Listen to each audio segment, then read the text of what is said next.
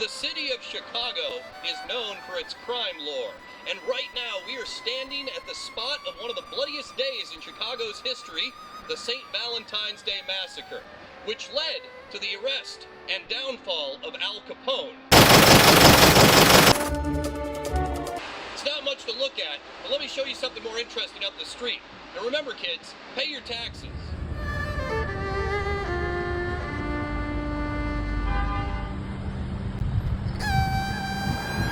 On the night of July 22nd, 1934, John Dillinger exited the Biograph Theater after watching the movie Manhattan Melodrama. So that's why you birds got me up here, eh?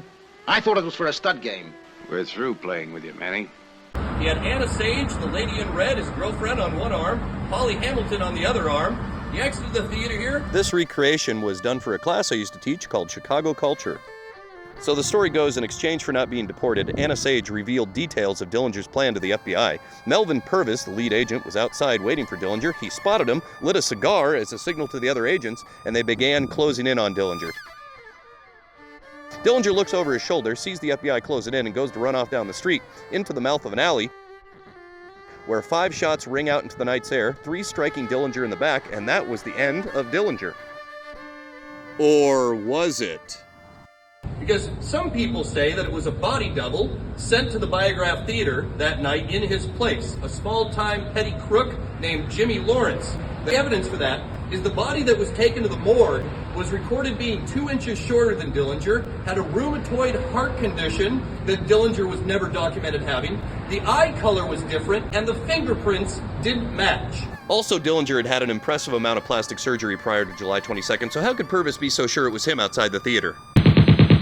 Now, why would the FBI try to cover this up? Well, the FBI was in danger of losing their funding. At the time, they were just the Bureau of Investigation. They didn't get the Federal Bureau of Investigation status until after Dillinger was shot. And they needed a big win, because earlier that year, they had accidentally killed 2 innocent people. One of those people was a bystander during a Babyface Nelson bank robbery. And so they were real close to losing their funding. If they didn't get Dillinger, if they didn't get the right guy, there would be no FBI today. This cartoon is a bit of a stretch. It goes with an editorial about Chicago spending $49,000 per student with little to show for it. Nevada's close behind, and really I just wanted an excuse to do this gangster cartoon.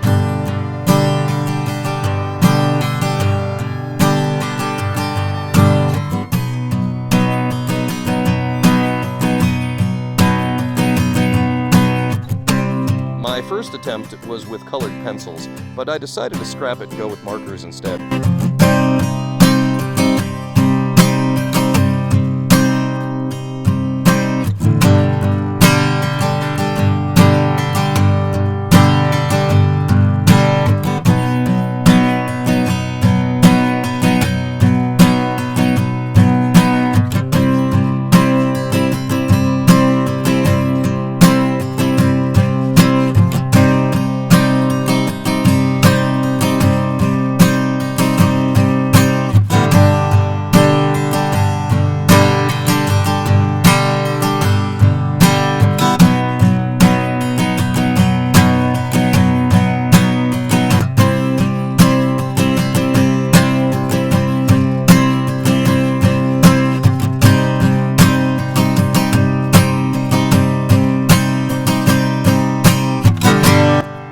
Feverishly, I had 15 minutes until deadline.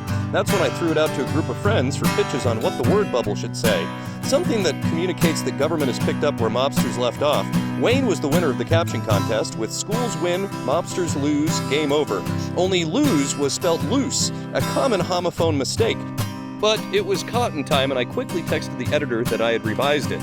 "Okay, cut me in" ran in the paper, but really after consideration, Brett's classic Godfather line was the funniest, and he also helped film, so he's in the drawing, as well as Al Capone, John Dillinger, Bugsy Siegel, Babyface Nelson, as well as a Fauci snuck in there, and my buddy Matt Jones from Elko.